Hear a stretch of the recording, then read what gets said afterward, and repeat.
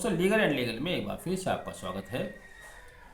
केंद्र सरकार के ministry of finance department of revenue द्वारा 7 जुलाई 2023 को एक नोटिफिकेशन जारी किया। इस नोटिफिकेशन ने भारत के समस्त व्यापारियों के माथे पर चिंता की लकीरें खींच दी हैं। यह चिंता की लकीरें क्यों खींची गई और क्या है इस नोटिफिकेशन में, मैं आपको विस्तार से बताऊंगा। शुरू करने से पहले मेरा आपसे निवेदन, अगर आप चैनल पर नए हैं प्लीज़ इसको सब्सक्राइब कर लीजिएगा। पुराने हैं सब्सक्राइब नहीं किया है तब भी मेरा आपसे निवेदन है इस पर चैनल सब्सक्राइब कीजिएगा, वीडियो आखिर तक जरूर देखिएगा। दरअसल केंद्र सरकार ने 7 जुलाई 2023 को एक नोटिफिकेशन जारी कर कहा है कि goods and services tax network को अब prevention of money laundering act 2002 के दायरे में लाया जाएगा, यानी कि PMLA। आपने सही सुना, PMLA। वही PMLA जिन केसेस के संबंध में जांच ईडी द्वारा की जाती है। ईडी यानी कि एनफोर्समेंट डायरेक्टरेट। आप ईडी के बारे में अच्छी तरह से जानते हैं, उसको अब किसी के परिचय कोई मोहताज की नहीं है। आए दिन ईडी बड़े बड़े लोगों के यहाँ छापेमारी करता है। हालांकि आप यहाँ पे ये भी समझ लीजिएगा, जब PMLA एक्ट लाया गया था इसका मुख्य उद्देश्य फॉरेन एक्सचेंज में होने वाली हेर फेर को रोकना था, हवाला कारोबार पर कंट्रोल करना था। इसी तरह के जो बड़े फाइनेंशियल स्कैम हुआ करते थे उनको रोकने के लिए PMLA एक्ट लाया गया और इसकी जांच का जिम्मा दिया गया ईडी को। इसके लिए अलग से एक इंडिपेंडेंट एजेंसी बनाई गई, एनफोर्समेंट डायरेक्टरेट, जो इस तरह के केसेस में जांच करता है, रेड करता है और आगे प्रोसिक्यूट करता है। अब GST को इसके दायरे में लाने का क्या अर्थ हुआ? GST को PMLA के दायरे में लाने का मतलब ये हुआ कि आम कारोबारी जो छोटा सा एक दुकानदार है वह भी अब ईडी के रडार पर आ गया है। लगभग सभी व्यापारी ईडी के दायरे में आ गए हैं। चूंकि भारत में हर व्यापार को कुछ एक जो GST से एग्जेम्प्टेड है, बहुत कम ऐसे आर्टिकल हैं, उनको छोड़कर बाकी सभी व्यापारियों को GST रजिस्ट्रेशन लेना अनिवार्य है। तो ये कहा जा सकता है कि लगभग सभी व्यापारियों के पास GST रजिस्ट्रेशन है। व्यापारी भी अब तक बहुत मजे कर रहे थे।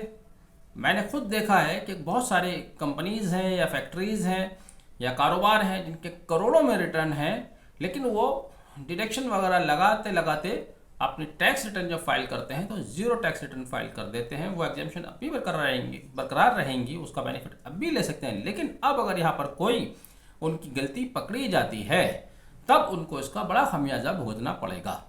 GST को PMLA के दायरे में लाने के क्या प्रभाव होंगे, इसके लिए आप PMLA की धारा 3 देखिएगा, जिसमें PMLA के अंतर्गत ऑफेंसेस को डिफाइन किया गया है, और धारा 4 जिसमें पनिशमेंट के बारे में बताया गया है। धारा 4 में बताया गया है कि यदि कोई PMLA के तहत अपराध कार्य करता है तो उसको मिनिमम 3 साल की सजा, जिसे 7 साल तक बढ़ाया जा सकता है, with rigorous imprisonment. Rigorous imprisonment के साथ उसको 3 से 7 साल तक की सजा हो सकती है। यही नहीं, उसके ऊपर जो फाइन लगाया जाएगा वह भी 5 लाख रुपए होगा। अब जो कानून का थोड़ा सी जानकारी रखते हैं या सुनते रहते हैं, पढ़ते रहते हैं, वो यहाँ थोड़ा क्षणिक भर के लिए खुश हो सकते हैं कि ठीक है, केवल 7 साल तक की सजा का प्रावधान है। और जहाँ पर 7 साल तक की सजा का प्रावधान होता है वहाँ पर सत्येंद्र कुमार अंतिल बनाम CBI में ऑनरेबल सुप्रीम कोर्ट द्वारा ऐसे अपराधियों को कुछ रिलीफ दिए गए थे। लेकिन यहाँ पर मैं स्पष्ट करूँगा कि PMLA उन रिलीफ उस कैटेगरी में नहीं आता, चूँकि सत्येंद्र कुमार अंतिल बनाम CBI में सुप्रीम कोर्ट ने समस्त अपराधों को 4 श्रेणियों में विभाजित किया था। श्रेणी ए में वे अपराध आते हैं जिनमें 7 साल तक की सज़ा होती है। श्रेणी बी में वे अपराध आते हैं जिनमें 7 साल से ज़्यादा की सज़ा होती है, मर्डर है, डकैती है, रेप है। और श्रेणी सी में फाइनेंशियल इसी तरह के मैटर आते हैं जिनका मैं जिक्र कर रहा हूँ, जिसमें PMLA भी है, NDPS है, और भी हैं, 2-4 हैं, PMLA भी है। और श्रेणी सी वाले अपराध जिनमें स्ट्रिंजेंट बेल प्रोविजंस हैं, कड़े सख्त कानून हैं जमानत को लेकर, वहाँ पर सत्येंद्र कुमार अंतिल बनाम CBI का बेनिफिट इस तरह के अपराधियों को नहीं मिलेगा। अब तक चल क्या रहा था कि GST में अगर आपने GST समय से फाइल नहीं की है या GST में कोई चीज़ गलत नोट करा दी है आपने, तो आप एक मामूली सा फाइन देकर छुट जाया करते थे, भूल बताकर। हालांकि कानून की भूल माफ़ी योग्य नहीं है, लेकिन अब तो बिल्कुल ही भूल की गुंजाइश नहीं रही। अब व्यापारियों को और ज़्यादा सतर्क और सावधान रहना होगा। किसी तरह की गड़बड़ी अगर उनके खिलाफ पाई गई तो इसका उनको भारी खमियाजा भुगतना पड़ सकता है। दूसरा जो खदशा बताया जा रहा है, जिस पर विपक्ष भी सवाल उठा रहा है, उनका कहना यह है कि ईडी के दायरे में या पीएमएलए के तहत जीएसटी की प्रक्रिया आ जाने के बाद यहाँ पर केंद्र सरकार का दखल बढ़ जाएगा। जैसे कि आप जानते हैं, जीएसटी राज्य सरकार का विषय है, सीजीएसटी भी होता है और एक स्टेट जीएसटी भी होता है। कुल मिलाकर टैक्स जो है वो राज्य सरकार का, इस तरह का टैक्स राज्य सरकार का विषय है और ईडी केंद्र सरकार के कंट्रोल में आती है। तो इस तरह से राज्य सरकार की विशेष सूची में केंद्र सरकार का सीधे सीधे दखल बढ़ गया है और इस तरह से विपक्ष का कहना यह है कि हमारे फेडरल स्ट्रक्चर को यह नुकसान पहुंचाने वाला कदम है।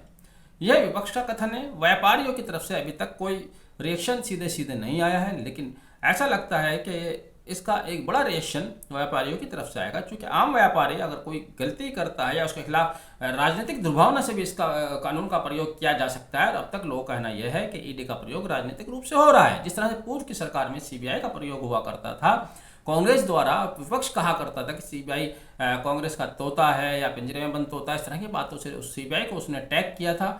हालांकि ये सरकार आने के बाद सीबीआई का वो चमक धमक खत्म हुई, चूंकि अब ईडी को सामने लाया गया, उससे भी बड़ा हथियार ईडी का इस्तेमाल किया गया। और आजकल कहा यह जा रहा है कि ईडी का इस्तेमाल सरकार द्वारा विपक्ष को तंग परेशान करने के लिए किया जा रहा है। और इसी ईडी के दायरे में अगर व्यापारी भी आ गए तो हो सकता है कि इसकी सरकार केवल उन्हीं व्यापारियों को परेशान करे जो विपक्ष से कहीं ना कहीं जुड़े हुए हैं, दूसरी पार्टी से कहीं ना कहीं जुड़े हुए, ऐसा विपक्ष का कहना है।